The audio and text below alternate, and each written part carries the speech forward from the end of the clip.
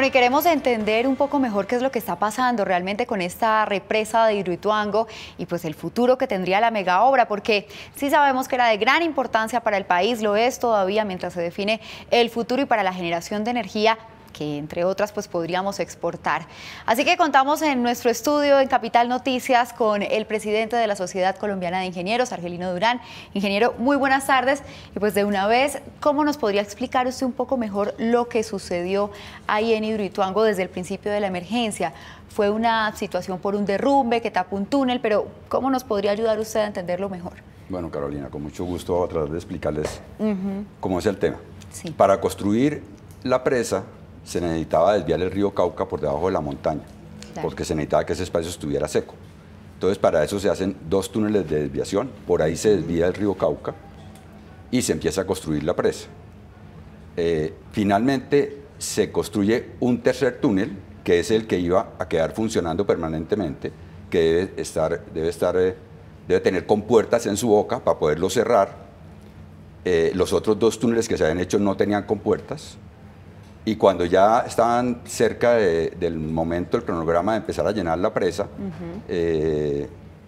pues consideraron que dejar ese túnel, el tercer túnel, funcionando, podía evacuar las aguas del río Cauca y se sellaron los otros 2 túneles. Pensaron, y si me permite para ir entendiendo más la situación, pensaron que no era necesario que estos otros 2 túneles, digamos, estuvieran como de emergencia. Correcto, ya no se necesitaba que funcionaran porque ya estaba el tercer túnel que tenía capacidad para seguir desviando el río Cauca hasta que se concluyera la presa.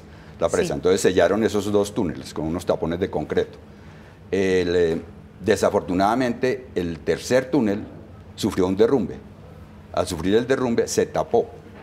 Al taparse, las aguas del río Cauca no tenían por dónde desviarse y empezaron a llenar, a acumularse detrás de la presa y empezó a subir el nivel del embalse. ¿Cuál es el riesgo de eso? Lo que uno tiene que tratar de preservar ahí de manera prioritaria es que la presa no vaya a fallar.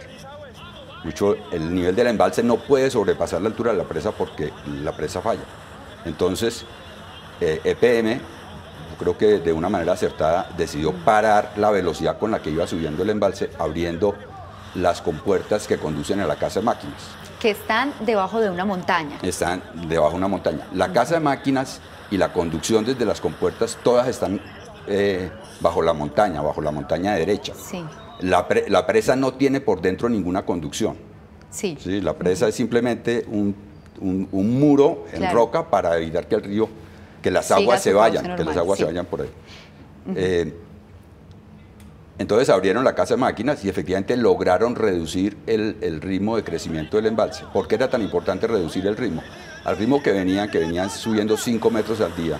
Sí. En 10 días el agua hubiera llegado al nivel de la presa, que está todavía sin terminar, y se hubiera pasado por encima de la presa y no había forma de parar eso. Entonces, al abrir eso, en esencia se estaba captando el agua que estaba entrando y se logró estabilizar el embalse y se quedó quieto el embalse. ¿Y lo que parece que sucedió en las últimas horas fue que hubo un daño también en la casa de máquinas? ¿O qué pasó que el agua empezó a buscar como salida? Por otro lado, han dicho que por una galería y que era tal vez lo que veíamos ayer, que empezó a salir el agua por un lado de la montaña y le caía como a algunos de los trabajadores y había retroexcavadoras, sí, en correcto. fin. ¿Ahí qué fue lo que pasó? Efectivamente, ¿la casa de máquinas tiene alguna avería? Desafortunadamente no sabemos exactamente qué pasó ahí porque no se ha podido entrar a mirar, según la información que dio EPM. Uno tiene que asumir que hubo un daño importante que taponó la salida del agua que estaba saliendo por la salida de casa de máquinas, y el nivel del agua empezó a subir dentro de casa de máquinas y se salió por los túneles por donde entra la gente, los trabajadores y los equipos. Se salió por ahí. Eso fueron lo que vimos ayer. Lo que veíamos ayer. Sí. ¿Por qué no hubo una gran crecida del río Cauca? Sí. Porque en esencia lo que salió por los túneles era muy similar a lo que estaba saliendo por la casa de máquinas como funcionaba. Es decir, estaba controlado a un nivel entre 1.700 y 2.000 metros cúbicos por segundo, que ese es un caudal que el río Cauca puede manejar. Y que podrían manejar todavía. Correcto. Ahí por esa casa y como se cerró la salida del casa de máquinas, pues el agua que salió por encima pues no aumentó realmente el caudal de lo que venía.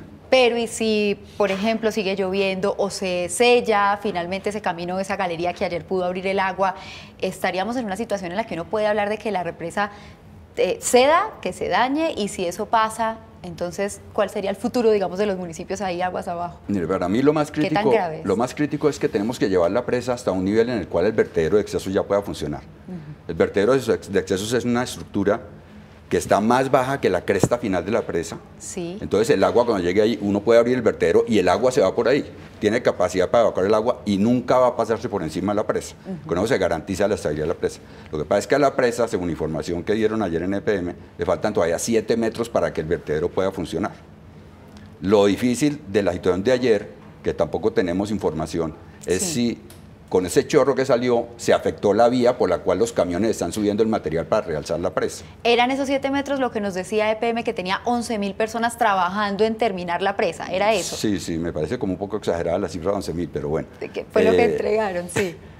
Sí, en esencia EPM está acelerando la terminación de la altura de la presa para que el vertedero pueda funcionar. Ya. Eso garantizaría, digamos, la estabilidad de la presa. Pero a hoy, si no pueden subir a terminar la presa, si sigue entrando esos caudales de creciente que están entrando al río Cauca, puede volverse a producir un levantamiento del embalse y puede llegar a la cresta antes de que se logre nivelar. Según lo que ellos habían dicho, debían estar subiendo la presa por ahí a una tasa de 2 metros por día, porque ellos decían que el domingo ya la iban a tener en la altura que necesitaban para poner a funcionar el vertedero. Pero entonces dependemos ahora de que las vías, de que la vía para seguir subiendo el material esté en condiciones para poder seguir. Claro. Y esa es información que no tenemos todavía. Por el momento. Puede que sea muy pronto, ingeniero, pero esta situación, porque lo que han dicho es que el derrumbe inicial lo genera una falla geológica, que hubo algún movimiento telúrico como un sismo. ¿Eso se pudo prever desde la ingeniería? ¿Usted lo ve así, tal vez? ¿O ya esto es una cosa de la naturaleza y pues se salía de todo? Yo no aventuraría en este momento de buscar responsabilidades. Creo que debemos centrarnos en ver cómo se supera la emergencia, cómo se preserva la integridad de la presa, porque si se rompe la presa, eso sí es una catástrofe de grandes dimensiones. ¿Y el proyecto, ingeniero, para finalizar, seguiría en pie? ¿Usted ve que Hidroituango tenga un futuro o sería que ya se averió? Yo creo que van a tener que evaluarlo con cuidado una vez que se supere la emergencia y ya tengamos la tranquilidad de que la presa está estable. Tendrán que verificar qué daños hubo en la caverna. A mí me preocupa que no hemos oído nada de si el túnel que se taponó con el derrumbe, las compuertas ya estaban operativas, si las compuertas funcionan o no funcionan, incluso si el daño que hubo ayer afectó las compuertas de la captación de casas máquinas, entonces también va a ser más difícil parar la entrada de casas máquinas.